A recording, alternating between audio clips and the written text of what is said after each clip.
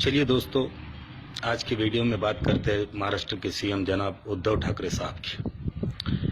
वैसे इनका नाम उद्धव बाला साहब ठाकरे है, लेकिन मैं इनको प्यार से, मोहब्बत से, अजमत से उद्धव के साथ साथ योद्धा कहूँगा। योद्धा यानी लड़ने वाला, रियल फाइटर। और आप देख रहे हैं, जब से इनकी सरकार बनी है तो आज तक, इस महामारी के फैलने तक, ये आदमी लगातार हर चुनौती का, हर समस्या का एक योद्धा की तरह जो तो सामना कर रहा है।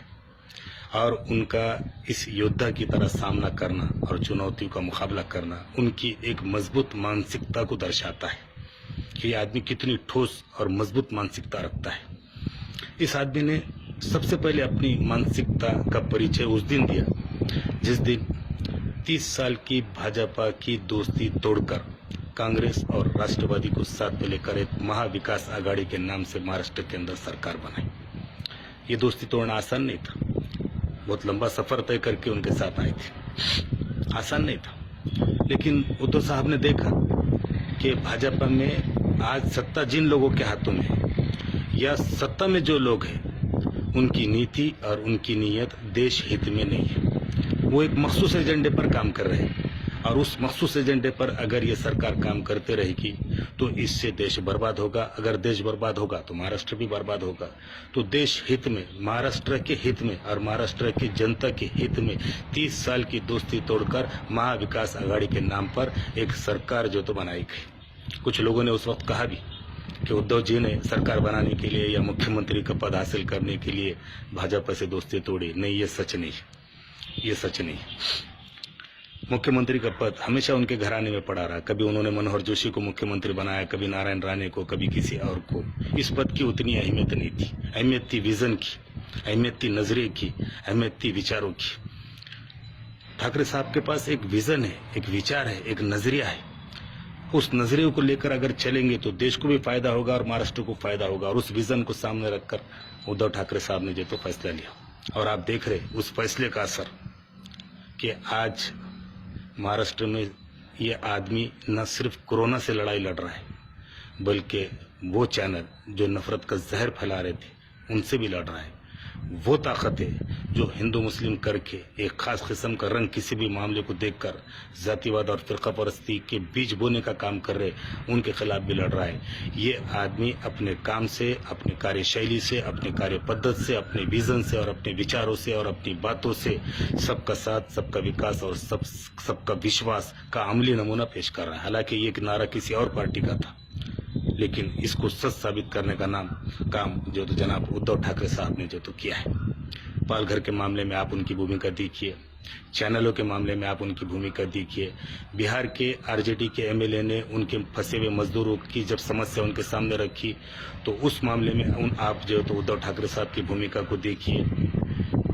यहाँ तक कि एक एक जिले को फोन करके उस जिले में क्या टैलेंट है, उस जिले में कौन से इंटेलेक्चुअल्स हैं, उस जिले में कोरोना के खिलाफ लड़ने वाले कौन लोग हैं, उनसे उद्धव ठाकरे साहब खुद बात कर रहे हैं और उनको इनकरेज करके कोरोना की इस लड़ाई में उनको काम पर जो तो लगा रहे हैं। मैंने अभी कल उनका एक ऑडियो सुना, मालेगांव के डॉक्टर अनीस अहमद साहब से जो तो उन्होंने बात की। जब वो बात कर रहे थे तो मुझे उनके अंदर का फिक्र, जनता के लिए जो फिक्र, जो दर्द और इस महामारी में जो परेशानी उनको महसूस हो रही है, वो दर्द, वो फिक्र और वो परेशानी उनके लफ्जों में साफ नजर आ रही थी। जैसे एक पालक अपने बच्चों को या अपने साथ काम करने वालों को जिस तरह एक जिम्मेदार व्यक्ति ने समझाना चाहिए, उस तरह जो है तो जनाब उद्धव ठाकरे साहब फिक्र के साथ, प्यार से, मोहब्बत से हर एक को इस महामारी में, इस महामारी की, इस कोरोना की इस लड़ाई में, इस मुसीबत की इस लड़ाई में किस तरह फाइट कर मुकाबला करके इसको हराना है, अपने प्यार और मोहब्बत से हर एक को जो तो समझा रहे हैं। यूपी बिहार के मजदूरों का जब बाहर जाने का, उनके अपने गांव वतन वापस लौटने का मामला आया तो कितने प्यार से उन्होंने समझाया।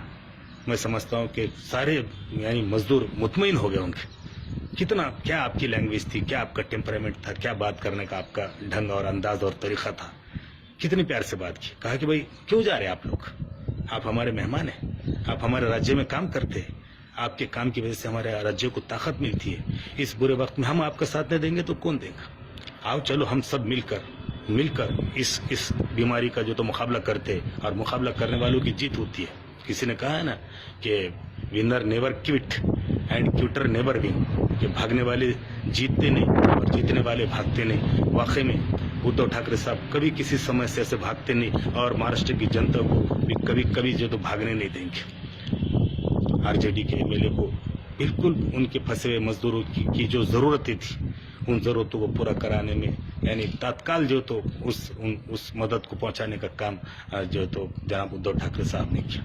मेरे दोस्तों, मुझे फख्र है कि मैं महाराष्ट्र का रहवासी हूँ, जिसका सीएम एक प्यार करने वाला, समझदार, फिक्रमंद, जिम्मेदार, हर एक की तलतल करने वाला मुख्यमंत्री आज महाराष्ट्र को मिला, और उस राज्य का मैं एक व्यक्ति हूँ, शहरी हूँ, इसका मुझे फख्र है। और उद्धव ठाकरे का भी मुझे फख्र है। मेरे महाराष्ट्र के तमाम जनता से मैं आज दो बातें कहना चाहता हूँ। एक तो दुआ करूंगा कि रमज़ान का महीना दुआओं की कबूलियत का महीना है। मैं दुआ करूंगा कि अल्लाह तबारक व तआला महाराष्ट्र की इस सरकार को बुरी नज़र से बचाए, उद्धव ठाकरे साहब को बुरी नज़र से बचाए, और उन तमाम व्यक्ति को जो महाराष्ट्र के हित में काम कर रहे हैं, उन तमाम लोगों को बुरी नज़र से बचाए। ये तो दुआ हो गई।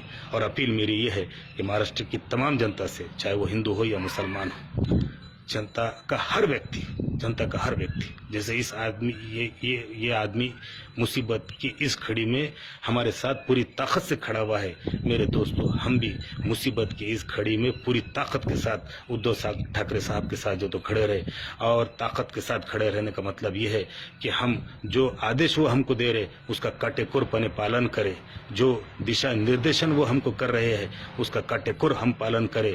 और हर आदमी मुख्यमंत्री मदद निधि के अंदर, फंड के अंदर, कम से कम मेरी गुजारिश है महाराष्ट्र के हर व्यक्ति से और सारे हिंदुओं और मुसलमानों से मेरी गुजारिश है कि वो कम से कम उद्धव ठाकरे साहब के फंड में 100 रुपये मदद निधि के तौर पर जो तो डोनेट करे, ताकि उद्धव ठाकरे जो इस कोरोना की लड़ाई को लड़ रहे हैं, उस लड़ाई को लड़ने में हम उनके हाथों को मजबूती दे और ताकत दे, ताकि वो खुले हाथों से खर्च कर महामारी का जो तो सामना कर सके। मेरी एक दुआ है, अल्लाह वो दुआ को कबूल करे। और मेरी ये अपील है, आप लोगों से गुजारिश है कि मेरी अपील पर भी सब ध्यान दे। मैं भी वैयक्तिक तौर पर मुख्यमंत्री मदद निधि फंड के अंदर 5,000 रुपये जो है तो मदद के तौर पर, वैयक्तिक तौर पर 5,000 रुपये मदद फंड के तौर पर दे रहा हूँ। आप तमाम से भी गुजारिश है कि आप तमाम भी फंड मुख्यमंत्री मदद निधि में अपनी तरफ से डोनेट करें और उद्धव ठाकरे साहब का और महाविकास आघाड़ी सरकार का जो तो मजबूत साथ दे।